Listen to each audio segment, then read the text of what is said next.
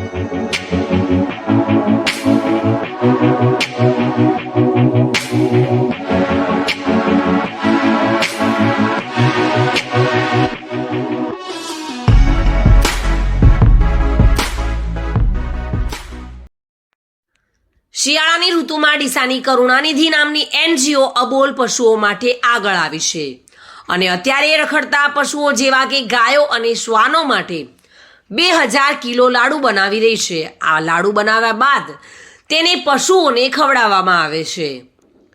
વર્તુળાકારમાં બેસીને લાડુ બનાવી રહેલી આ મહિલાઓ કોઈ ભોજન સમારંભની તૈયારી નથી કરી રહી, પરંતુ આ મહિલાઓ બનાવી રહી છે ગાયો અને શ્વાનો માટે લાડુ.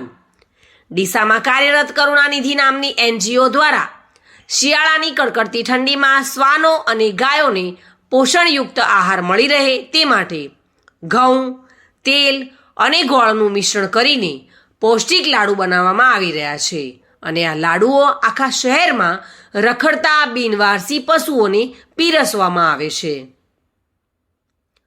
કરુણાનિધિ ટ્રસ્ટ અત્યારે 2000 કિલો કરતાં પણ વધારે લાડુ બનાવી રહી છે અને તેને લાડુ બનાવવાની પડતર કિંમત કરતાં પણ અડધી કિંમતમાં વેચાણ કરશે. કરુણાનિધિ ટ્રસ્ટ દ્વારા અત્યારે આ લાડુ તૈયાર થઈ રહ્યા છે અને ત્યારબાદ ટોકન ચાર્જ લઈને લોકોને વિતરણ કરવામાં આવશે. આ ટ્રસ્ટનો હેતુ રખડતા પશુઓને ઠંડીમાં પૌષ્ટિક આહાર આપવાનો હોવાનું ટ્રસ્ટ દ્વારા ટુડે ન્યૂઝના માધ્યમથી જણાવ્યું હતું. કરુણા ભક્તિ પરિવાર 2015થી બીમાર દર્દીઓની સેવામાં અગ્રેસર છે. સિવિલ હોસ્પિટલમાં 2015થી બીમાર દર્દીઓ અને એમના સગાઓને સુંદર રીતે નાસ્તો અવિરતપણે પીરસી રહી છે. પણ 2 વર્ષથી અબોલ જીવો માટે પણ આ સેવા બહુ સરસ રીતે કામ કરી રહી છે.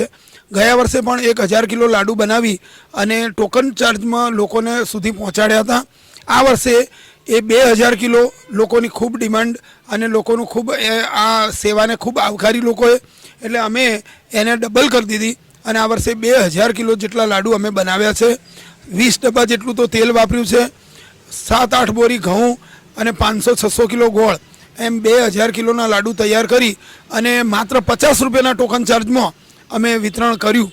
કારણ કે નાનામાં નાનો માણસ પોતાના ઘરે લાડુ ન બનાવી શકે, પોતાને જીવોને ખવડાવવાની પણ તૈયારી હોય પણ શક્ય નથી કે પોતાના ઘરે લાડુ બનાવવા, એટલે આ સામૂહિકપણે લાડુ બનાવીને દરેક લોકોને અમે માત્ર સામાન્ય 50 રૂપિયાના ચાર્જમાં આપીએ તો માણસ 2-5 કિલો લાડુ લઈ જાય અને પોતાના એરિયામાં ખવડાવે.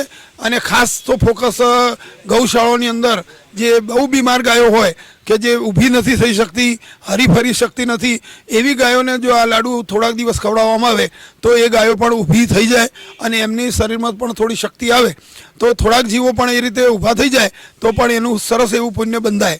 એટલે આ રીતે બધી ગૌશાળાને પણ લાડુ આપીએ. જે સોસાયટીઓ હોય, રાણપુર પણ અમે લાડુ મોકલ્યા છે. ભરતભાઈ દેસાઈ છે એ અહીંથી રાણપુર પણ લાડુ લઈ ગયા 80 કિલો. એવી રીતે બધી સંસ્થાઓ, મિત્રો, વર્તુળો, સોસાયટીઓ જેને પણ લાડુ જોઈએ એ અમારો સંપર્ક કરે એટલે અમે એમને લાડુ આપીએ છીએ. કરુણા ભક્તિ પરિવાર દ્વારા 2000થી વધુ પણ લાડુની સેવા અહીંયા ચાલી રહી છે અને આ સેવા અમને ગમે છે અને અમે અમારી રીતે કરીએ છીએ.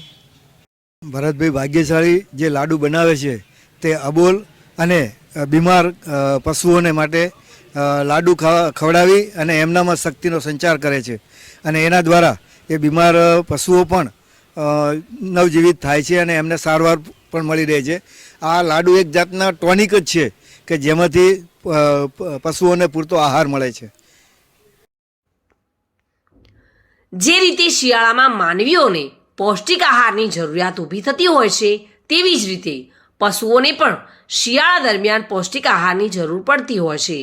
જેથી કરુણાનિધિ ટ્રસ્ટ જીવદયાના ભાગરૂપે આ લાડુ બનાવીને પશુઓને પૌષ્ટિક આહાર આપવાનું કામ કરી રહી છે. Reena Parmar, today news, Gujarati.